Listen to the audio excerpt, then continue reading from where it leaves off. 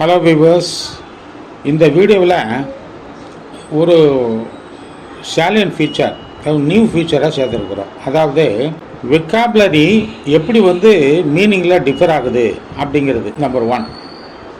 Number 2, grammar எப்படி நமக்கு competitive எக்ஸாமினேஷன்ஸுக்கு பயன்படுது அப்படிங்கிறது.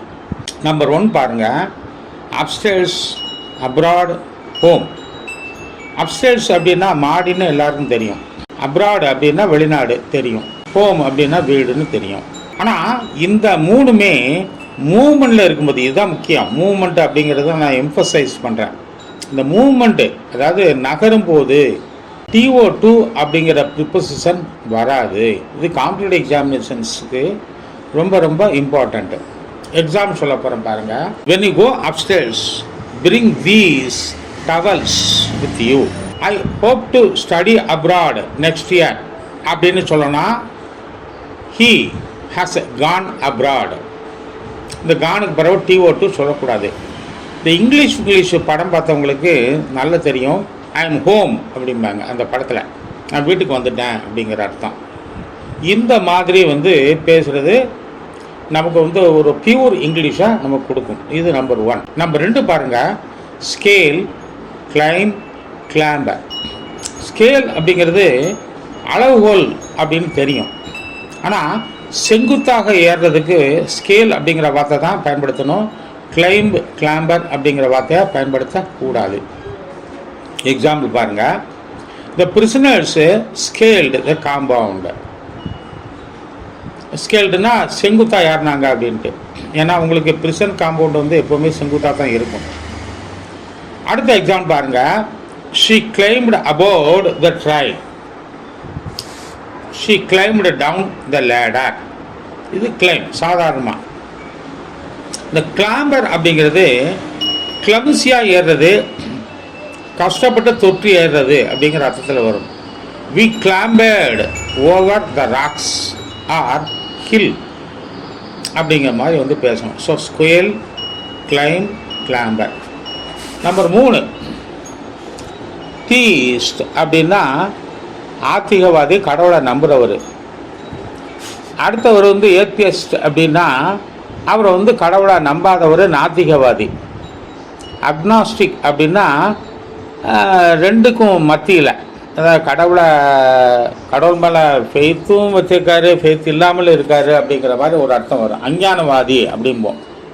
இப்போ இதுக்கு எக்ஸாம்பிள்ஸ் பார்த்தா நல்லா தெரியும்.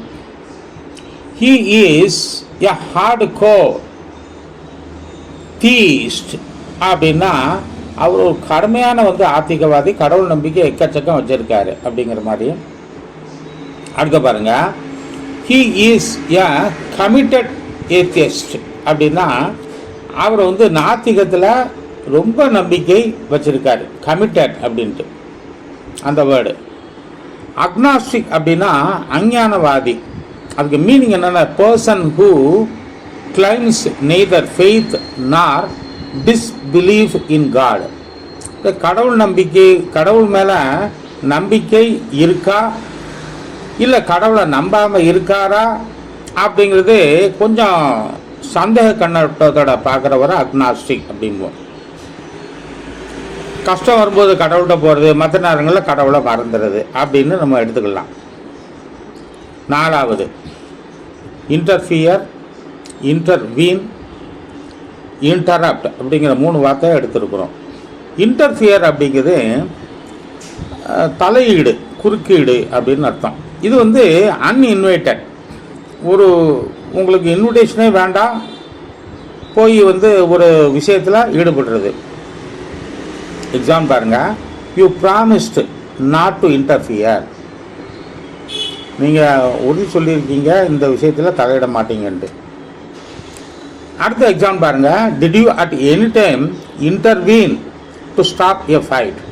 இந்த இன்டர்வீன் அப்படின்னா இன்டர்வென்ஷன் மெசேஜ் அப்படிமா. கவர்மெண்ட் டேக்ஸ் இன்டர்வென்ஷன் மெசேஜ் அப்படிம்போம். இன்டர்வென்ஷன் அப்படிங்கிறது பாசிட்டிவாக எடுத்துக்கலாம், பட் இன்டர்ஃபியரை நம்ம பாசிட்டிவாக எடுத்துக்கிட முடியாது. அடுத்தது இன்டரப்ட் அப்படின்னு ஒரு வார்த்தை.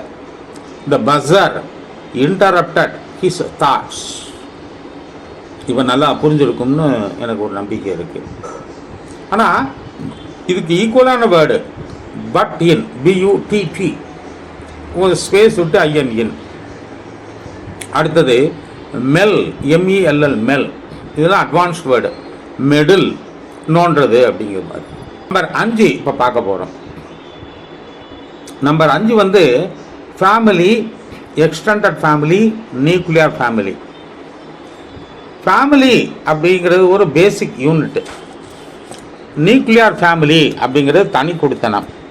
எக்ஸ்டெண்டட் ஃபேமிலி அப்படின்னா விரிவாக்கப்பட்ட அல்லது நீட்டிக்கப்பட்ட குடும்பம் அப்படின்னு அர்த்தம். எக்ஸாம்பிள்ஸ் சொல்லும்போது நமக்கு இன்னும் கொஞ்சம் நல்லா திங்கிங்க்கு ரொம்ப வேல்யூ கொடுக்கும். I want to spend more time with my family. இது தன்னுடைய மனைவி அல்லது மனைவி வந்து கணவன், குழந்தைகள். பேரண்ட்ஸு, 2 பேரண்ட்ஸ் இருக்கணும். அப்புறம் வந்து 2 பேரண்ட்ஸுங்கிறது நான் கணவன் மனைவியை சொல்கிறேன். அப்புறம் வந்து குழந்தைகள் இருக்கணும். இதுதான் வந்து ஃபேமிலி அப்படிங்கிற வார்த்தை.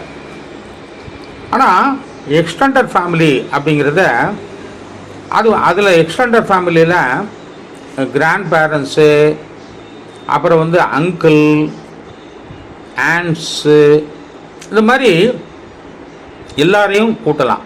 கிட்டத்தட்ட ரிலேட்டிவ்ஸ் அப்படிங்கிற மாதிரி வரும். அது அடுத்த ஒரு கட்டம். இதுக்கு எக்ஸாம்பிள் பாருங்கள். அதாவது his extended family includes a grand mother and uncle. பாட்டியும் மாமாவும் அவருடைய ஃபேமிலியில் இருக்கிறாங்க அப்படின்னு அர்த்தம். 3வது இது வந்து தனி குடித்தனம். Of late, OF of space, LATE. Of late அப்படின்னா இப்போவெல்லாம், நவடேஸ் அப்படின்னு அர்த்தம். Married couple tend to have nuclear family. தனி கொடுத்துறதுக்கு தான் நிறைய பேர் ஆசைப்படுறாங்க அப்படிங்கிறது.